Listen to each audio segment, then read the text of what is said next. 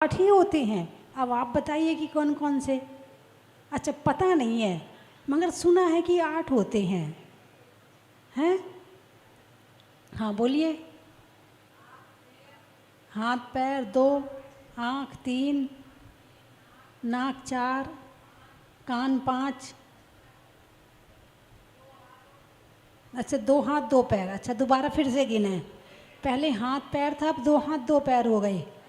अच्छा, 1 नाक और 1 कान। जब 2 हाथ गिने तो 2 आँख गिननी पड़ेंगी, 2 नाक गिननी पड़ेंगी।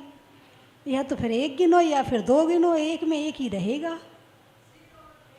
सिर और पैर, पेट। अच्छा, देखिए, 2 हाथ 2 पैर, ठीक है, कितने हो गए? 4। 1 सिर, 1 पीठ, कितने हुए? 6। 1 हृदय और 1 नितंब, 8 हो गए। ये 8 अंग होते हैं। और मैं आपको कल बताऊंगी कि इनका सम्यक दर्शन के 8 अंगों से किस तरह से कांटेक्ट किया है। कैसे दाहिना पैर चलता है तो बायां पैर अपने आप पीछे आ जाता है बिना आकांक्षा के। हैं? दाहिना हाथ कैसे काम करता है, बायां हाथ कैसे, मैं आपको कल बताऊंगी, ठीक है। अभी केवल निशंकित अंग पर चर्चा करनी है कि पहले अंग का नाम है निशंकित अंग। रत्नकर्ण शावकाचार्य में आचार्य समंत भद्र स्वामी कहते हैं, इदमेवे दृश्यमेव तत्वं नान्यत न चान्यथा इत कंपाय सांभोवत सन्मार्गे संशया रुचि। इदमेवे दृश्यमेवा, इदमेवे जैसा कहा है, दृश्यमेवा वैसा मानना, तत्वं नान्यत न चान्यथा तत्व अन्यथा नहीं है, जैसा भगवान ने कहा वैसा ही है। तत्वम नान्यत न चान्यथा इत्य कंपाय सांभोवत, अंभो यानी पानी, सांभोवत यानी पानी की तरह, इत्य कंपाय अडिग रहती है, इत्य कंपाय सांभोवत यानी तलवार के ऊपर यदि पानी की बूंद गिर जाए तो तलवार के टुकड़े टुकड़े हो जाएं, मगर वो पानी की बूंद तलवार से हटती नहीं है। ऐसा होता है सम्यक दर्शन। ऐसे ही शरीर के टुकड़े टुकड़े हो जाएं, मगर जो अंदर में श्रद्धा प्रभु के प्रति, वीतरागी भगवान के प्रति, धर्म के प्रति पैदा हो गई है, वो श्रद्धा हटती नहीं है। शरीर के टुकड़े टुकड़े हो जाएं, शरीर को जला दिया जाए, शरीर को काट दिया जाए, कुछ भी किया जाए, मगर श्रद्धा नहीं कटती है, श्रद्धा नहीं जलती है, श्रद्धा नहीं गलती है। ऐसा होता है सम्यक दर्शन। सन्मार्गे संशया रुचि, इस सन्मार्ग में संशय रहित होकर रुचि को प्राप्त होना, वो होता है शंका रहित सम्यक दर्शन। जिन वच में शंका न धार, पंडित दौलत राम जी ने बड़े शॉर्ट में, बड़े छोटे छोटे रूप में, बड़े सूत्र रूप में, आधी आधी लाइन में और गहरा रहस्य भर दिया है। जिन वच में शंका न धार, जिन वच, जिन यानी जिनेंद्र भगवान के, वच यानी वाणी में, शंका न धार, शंका नहीं करना है। एक माँ के ऊपर विश्वास होता है बेटे को, है ना। यदि हम किसी को, कई बार बच्चे आते हैं पेंसिल दी उसे, तो थोड़ी देर तो खेलेगा, फिर अपनी मम्मी को ले जाके पकड़ा देगा, लो रख लो। उसकी चाची कहेगी ला मुझे दे देना, चाचा कहेंगे ला मुझे दे देना। किसको देगा? माँ को देगा। क्यों? माँ पर विश्वास है, यहाँ से वापस मिल जाएगा। दूसरी जगह से वापस मिला कि नहीं मिला पता नहीं है, लेकिन माँ के पास से वापस मिल जाएगा, बड़ा विश्वास है। गोदी में आराम से सोता है, कहीं सोए ना सोए, माँ की गोदी में आके आराम से सो जाता है, माँ को सारी बात कह देता है। क्यों? माँ पर विश्वास है। एक नाई पर विश्वास है। बोलो, नाई पर विश्वास है कि नहीं है? हैं? नाई के सामने जाते हो और अपनी गर्दन उसके सामने रख देते, ले भाई काट। क्या काट, क्या काट? गर्दन हैं? और आराम से आंख बंद करके बैठ जाते, तू अपना काम कर, मैं ज़रा रेस्ट कर लूँ। आंख बंद कर लेते। उसके हाथ में छुरा है, उसके हाथ में कैंची है, उसके हाथ में हथियार है, मगर आपको विश्वास है बाल ही काटेगा, ये मेरी गर्दन नहीं काटेगा। कितना विश्वास है आपको? अरे बोलिए ना। एक डॉक्टर पे विश्वास है। डॉक्टर इंजेक्शन में दवाई भरता है, आपने इंजेक्शन की क्या दवाई थी उसका नाम नहीं पढ़ा, उसकी कंपनी सर्च नहीं करी, आपने केवल डॉक्टर ने भर लिया और आपको लगा दिया। आपको विश्वास है डॉक्टर दवाई ही लगाएगा, ये कभी भी जहर का इंजेक्शन लगाने वाला नहीं है। इतना विश्वास है आपको। आपको डॉक्टर पे विश्वास है, आपको नाई पे विश्वास है, आपको अपने सीए पे विश्वास है, आपको अपने नौकर पे विश्वास है, आपको अपनी माँ पर विश्वास है, आपके पिता पर विश्वास है, आपको अपने मित्र पर विश्वास है। धर्म पर विश्वास है कि नहीं? देख लो, देख लो। बहुत गहरी बात कह रही हूँ मैं। धर्म पर कितना विश्वास है आपको? हैं? यदि विश्वास का मतलब रुचि, श्रद्धान कितना है? बहुत है। हैं? अभी कोई घटना घट जाए, हाँ पता है कि तो क्या होता है धर्म? कुछ नहीं होता धर्म वरम। हम इतना धर्म करते हैं फिर भी हमारे साथ ऐसा हो गया। जब धर्म से कुछ होना ही नहीं है तो हम क्यों करें धर्म? 1 मिनट में धर्म के ऊपर से श्रद्धा उठ जाती है और जो है वो भगवान अच्छे हैं, वहाँ जाते कम से कम मनवांछा पूर्ण तो हो जाती है। यहाँ तो कुछ नहीं होता है। अरे बोलिए ना। तो धर्म पर श्रद्धा और धर्म पर रुचि और धर्म पर दृढ़ श्रद्धान बहुत कम लोगों को होता है। सबसे पहली बात, धर्म आपसे क्या मांगता है? बोलिए। भगवान ने आज तक आपसे क्या मांगा? आपसे भोजन मांगा, आपसे भोग मांगा, आपसे जो है कोई अंगूठी चैन मांगी, कोई कपड़े मांगे। क्या किया आपने भगवान के लिए? बताइए मुझे। भाई आपने मंदिर बनाया तो मंदिर अपने बैठने के लिए बनाया, भगवान को तो तुम्हारे मंदिर की भी ज़रूरत नहीं है। अरे बोलिए ना। भगवान के लिए क्या किया आपने? मंदिर बनाया, मंदिर में पैसा लगाया, वो आपको यहाँ बैठना। मंदिर में पंखा लगाया, वो आपको हवा चाहिए है। मंदिर में चटाई रखी, वो आपको उस पर बैठनी है। मंदिर में टेबल लाए तो उसमें आपको सामग्री चढ़ानी है। आपने जो कुछ किया मंदिर में वो भगवान के लिए नहीं किया है। आपको भगवान के लिए आपने कुछ नहीं किया। भगवान ना आपसे पैर दबाते हैं, ना आपसे ये कहते हैं कि मेरा अभिषेक करो। भगवान ना ये कहते हैं आपसे कि मेरी पूजा करो।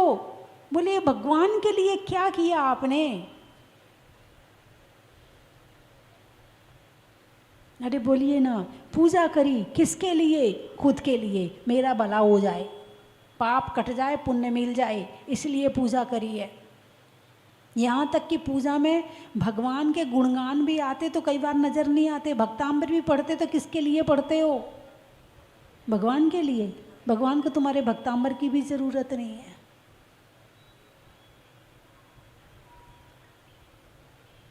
यानी कि भगवान के लिए हमने कुछ किया ही नहीं है। हाँ, आपने गुरुओं के लिए फिर भी आहार दिया होगा, गुरुओं के लिए आपने निवास बनाया तो उसमें गुरु रहते होंगे। संत निवास बनाते ना तो गुरु उसमें रहते होंगे। विहार करवाया होगा, ये किया होगा। लेकिन ये करने में भी मान लो साधु ने आपके यहाँ आहार लिया तो आपको क्या मिला? कुछ नहीं मिला। अरे बोलिए ना। साधु ने आपके घर में आहार लिया तो वो आहार लेने गया था या आपको कुछ देने गया था? हैं?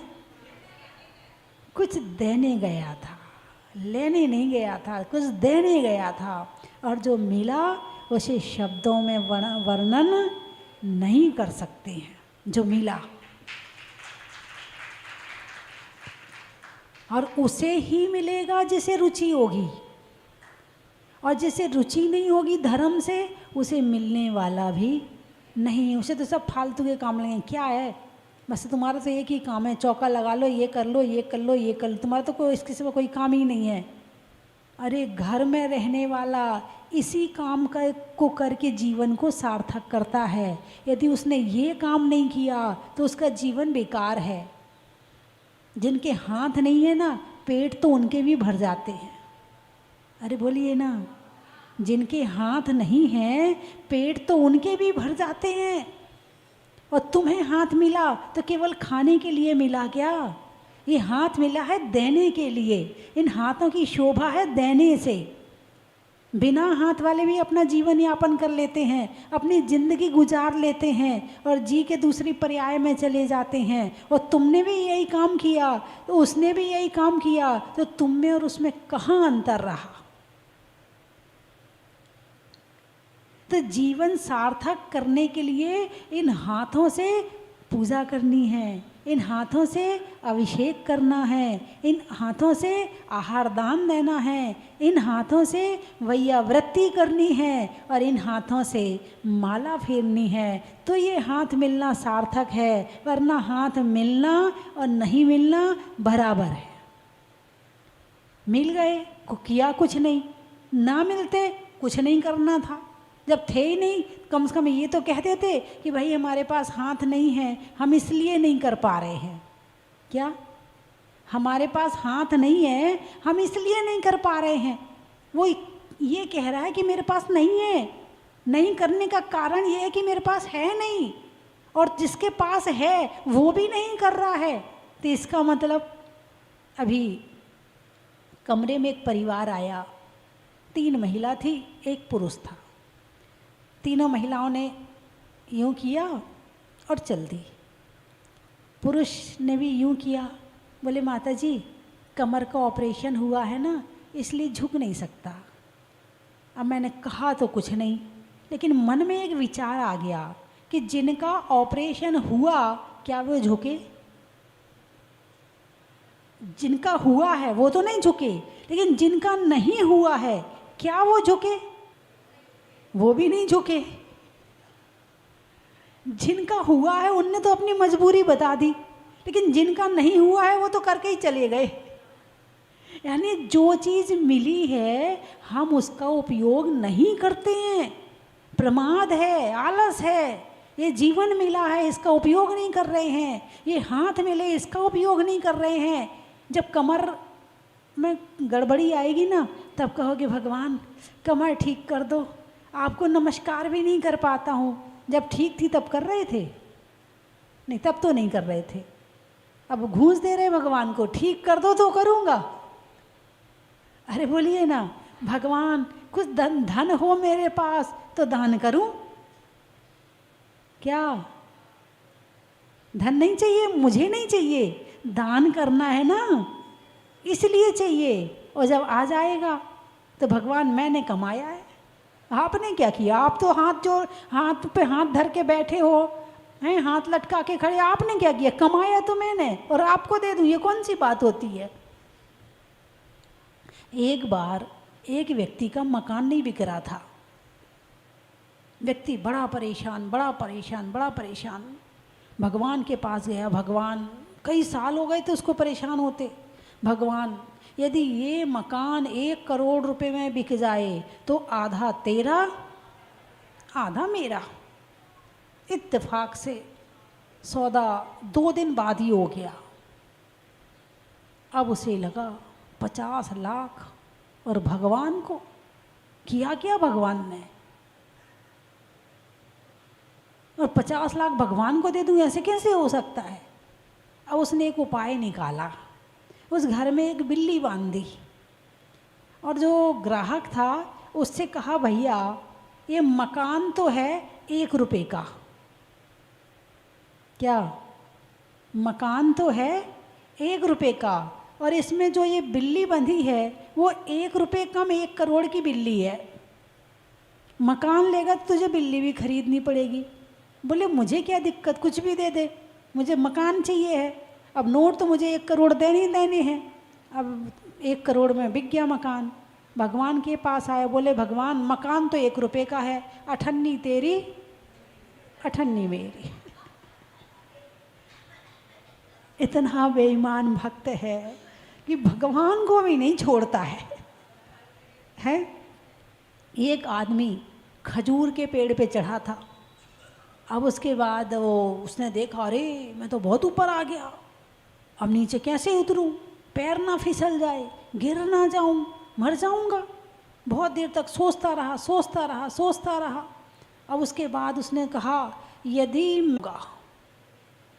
अब उससे थोड़ी सी हिम्मत आई, वो आधा उतर के आया। बोले अच्छा उतरा तो मैं हूँ और भोजन ये ब्राह्मण करें, यदि मैं ठीक से उतर गया तो 12 को करवाऊँगा, थोड़ा और उतरा तो 6 को करवाऊँगा, थोड़ा और उतरा तो 3 को करवाऊँगा, थोड़ा और उतरा तो 1 को करवाऊँगा। जब उतर गया बोले उतरा तो मैं हूँ, इन्हें खाना क्यों खिलाऊँ।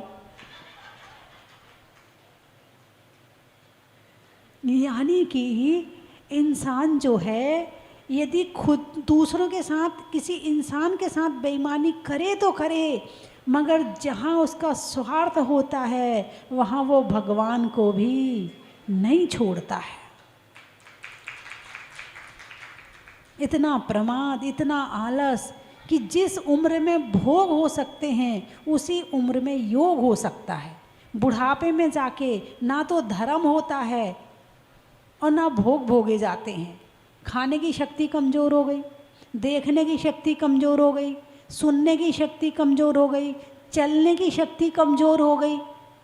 अरे बोलिए ना, अब अपने आप मंदिर नहीं जा सकते, कोई ले जाए तो जाऊं। तो भाई तुम जब जा रहे, जब तुम चल सकते थे तब क्या किया तुमने? तब तो घर में बहुत काम थे ना, हैं? हाँ, दुकान जाना पड़ता था, यहाँ जाना पड़ता था, उसके बैठने जाना, उसके उठने जाना, उसकी शादी में जाना, उसके मरण में जाना, उसके परण में जाना, अपने बच्चों के लिए स्कूल जाना, यहाँ जाना, वहाँ जाना, घर के बहुत काम थे। जब तक ताकत होती है तो संसार का काम करते हो, और जब हिलने लगते हो तब कहते भगवान ठीक कर दो तो धर्म करूं। हैं? 60 साल के बाद सरकार भी रिटायर कर देती है, भाई घर में बैठ, अब तो मेरे काम का नहीं है। कर देती नहीं कर देती? अब 60 साल के बाद तुम कह रहे भगवान अब तुम अपनी शरण में ले लो, तो भगवान भी कह रहे जब तू किसी काम का नहीं रहा तब मेरे काम का कहाँ रहा। 40 के बाद घर वाले रिटायर कर देते, बेटा कहता मम्मी चुप रहा करो, सबके सामने मत बोला करो, बहुत बोलती हो तुम। घर वाले रिटायर कर देते हैं। अब वो लिखित में नहीं होता है, लेकिन धीरे धीरे जो तुम्हारे हाथ की चाबी होती ना, वो बहू के हाथ में पहुंच जाती है। और कब पहुंच जाती, कैसे पहुंच जाती है पता भी नहीं चलता है कि कैसे रसोई तुम्हारे हाथ से बहू के हाथ में पहुंच गई और कैसे तुम रिटायर घर में भी हो गए। 40-50 के बाद घर वाले रिटायर करते, 60 के बाद सरकार रिटायर करती है, फिर कहते अब धर्म में मन लग जाए, तो मन भी नहीं लगता है। जब तक हाथ पांव चलते हैं तो बहू कहती अम्मा जी मंदिर से घर जल्दी आ जाया करो, ये मुन्ना आपके बिना रहता नहीं है, ठीक है। और जब बहू, वही सास बहुत बूढ़ी हो जाती है, बहुत बूढ़ी हो जाती है, चला फिरना नहीं जाता, हिला नहीं जाता है, तब वही बहू कहती है इस बुढ़िया का मन मंदिर में नहीं लगता कि 2-4 घंटे मंदिर में बैठा है। जब तक पिताजी के हाथ पांव चलते हैं तब तक बेटा कहता पापा दुकान पे जल्दी आ जाना, तुम्हारे बिना ग्राहकी नहीं संभलती है। और जब वही पिताजी बहुत बूढ़े हो जाते हैं, लाठी लेके हिलने लगते हैं, और फिर आदत पड़ी, सारी ज़िंदगी दुकान गए थे, मंदिर नहीं गए थे, तो आदत पड़ी है दुकान जाने की, तो ले दे के फिर दुकान पहुंच जाते हैं। तो वही बेटा कहता पापा तुम्हारी शक्ल देख के ग्राहक लौट जाता, घर में बैठा करो, तुम बार बार यहाँ चले आते हो। अरे बोलिए ना, हैं? सही बात है, हैं? जवानी में 1 गिलास पानी लाओ मांगो, इधर से बेटा लाएगा, इधर से नौकर लाएगा, इधर से पत्नी लाएगी, 3 जगह से पानी आता है।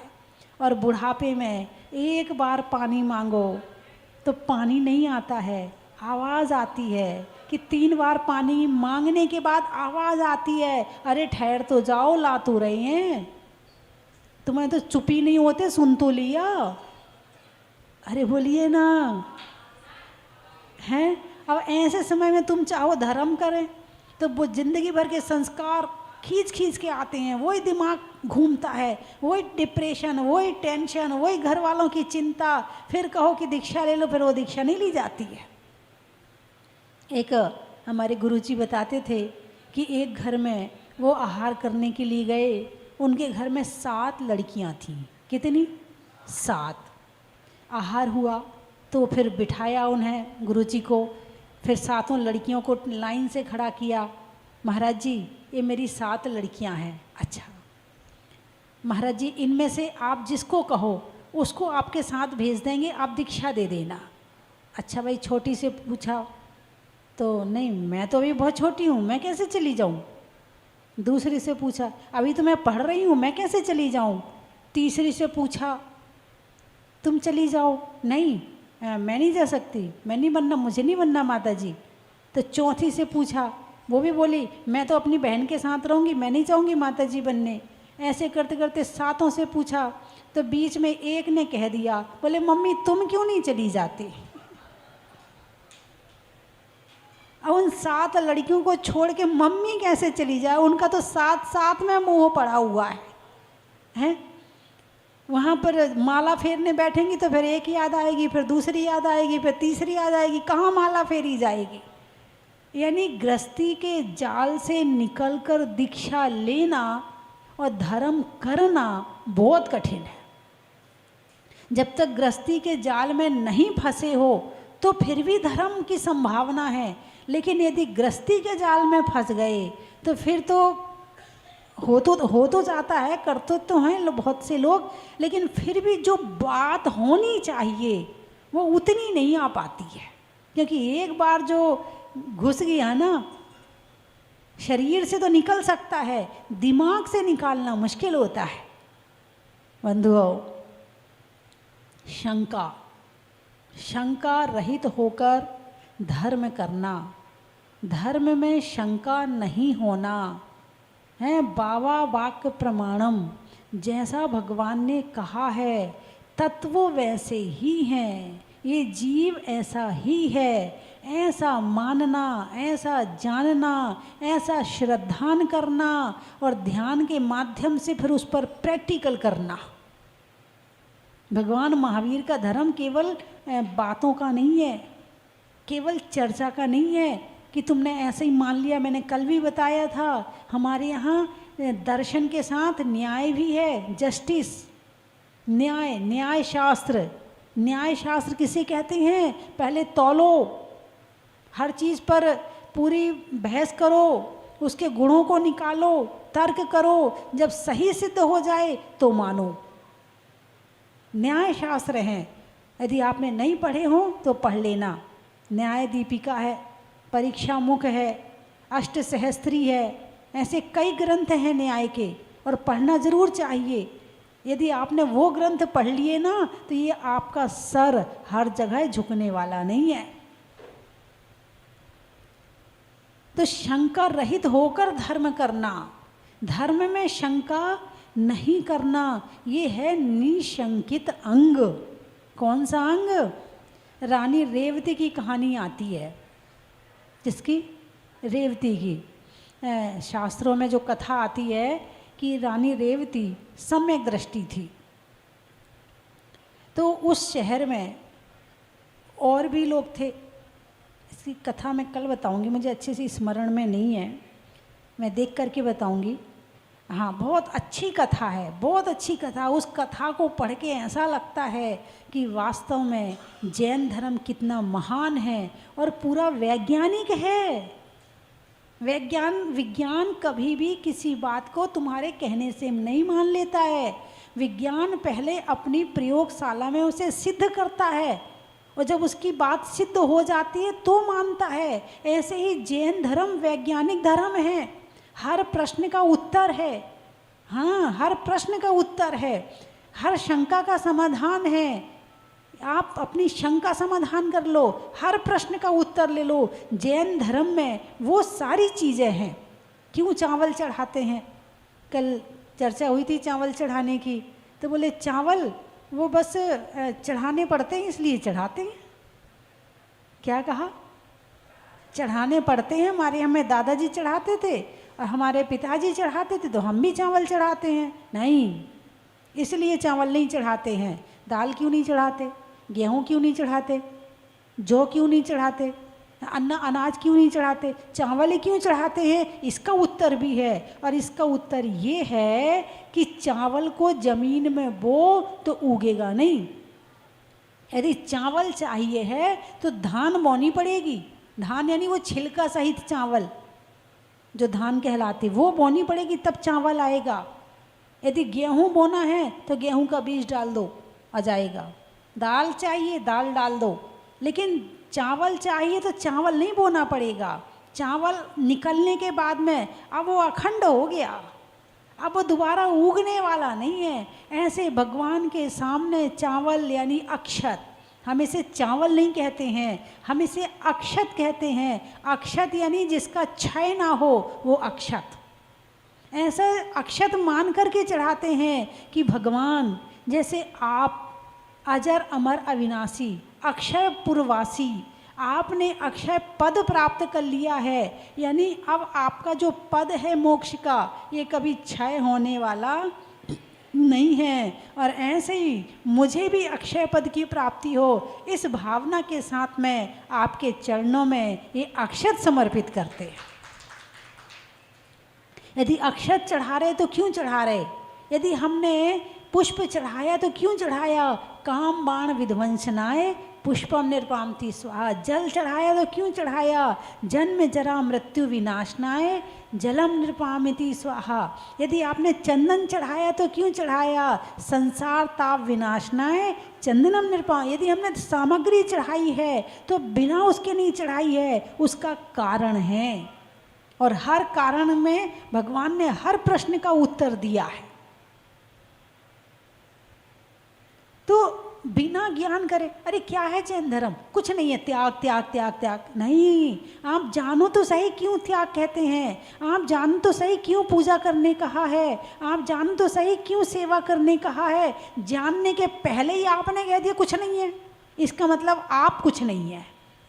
जिसने जैन धर्म को कहा है कुछ नहीं है, इसका मतलब आप कुछ नहीं है। क्योंकि हीरे की कीमत कौन पहचानता है? जौहरी पहचानता है। और जैन धर्म की कीमत कौन पहचानता है? ज्ञानी पहचानता है। जो अज्ञानी है वो हीरा को जान ही नहीं सकता है। एक व्यक्ति दुनिया से परेशान होकर समुद्र के किनारे जाके रात में बैठा, उसे एक वहाँ थैली मिली, उसमें कुछ कंकड़ से पड़े थे। अब वो कंकड़ उठाता जा रहा और समुद्र में फेंकता जा रहा। बस उसका एक ही काम चल रहा था, फेंक रहा था, फेंक रहा था, फेंक रहा था। अब उसके बाद में सुबह हुई, जैसे ही भोर सी हुई तो वो आखिरी कंकड़ फेंक रहा था। और आखिरी कंकड़ में दिखा, अरे ये तो बड़ा चमकदार है, ये तो बड़ा सुंदर है, ये तो कोई रतन सा लग रहा है। आखिरी वाला है, कौन सा बचा उसके हाथ में? बस ऐसे ये जीवन है हमारा, इसका हर दिन हर क्षण ये रत्न के समान है। इसे संसार के कामों में फेंको मत। यदि आखिरी भी समझ में आया तो उसे बचा लो। जब जागे तभी सवेरा। अभी बहुत से लोग, करीब 550-600 लोग शिविर में आकर बैठे, खूब धर्म ध्यान किया। क्यों आए यहाँ पर? ये जानने के लिए कि जैन धर्म क्या है। और जान गए थे, उसको गहराई से जानने के लिए आए थे कि 10 दिन मुझे अपने जीवन के सार्थक करने हैं। घर गृहस्थी में तो वही है, जब तलक है जिंदगी फुर्सत ना होगी काम से, और समय कुछ ऐसा निकालो प्रेम हो भगवान से। तो मेरी बात आपकी समझ में आ गई? अरे बोलिए ना, आ गई? चलिए फिर बंद करूं। आप हंस क्यों रहे हैं? बोलो ना माता जी। मैं बोलती आपसे बोलिए ना, फिर आप भी कह रहे बोलो ना। चलिए मैं 3 चीज़ें, बाकी चर्चा कल करेंगे। 3 चीज़ें बोलूँगी, आपको कहना है बड़ा ही महत्व है ना।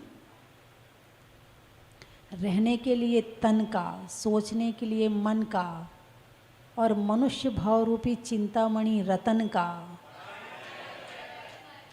कर्म के हरने का, पर्वत पर झरने का, और इस चिंतामणि रतन का सदुपयोग करने का, देशों में अंग का, वंग का, बंग, अंग देश, वंग देश है ना, पहले सुना होगा आपने महाभारत में, है ना, अंग देश, वंग देश, बंग यानी बंगाल। तो देशों में वंग का, लोहे में जंग का, और सम्यक दर्शन के निशंकित अंग का,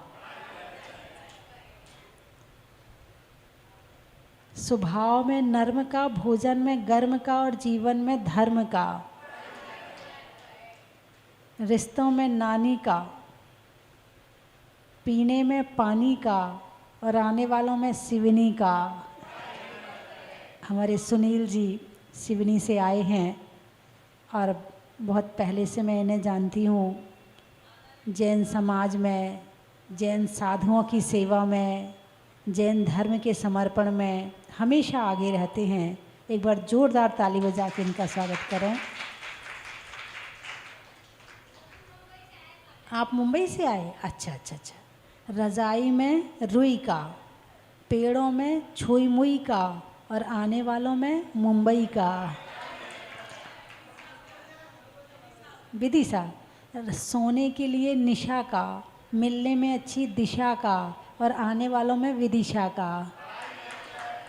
गाने में सुर का, नृत्य में नुपुर का, और आने वालों में जयपुर का। सलूम्बर, अच्छा। धरती के लिए अंबर का, धरती के लिए अंबर का, महीनों में नवंबर का, और आने वालों में सलूम्बर का।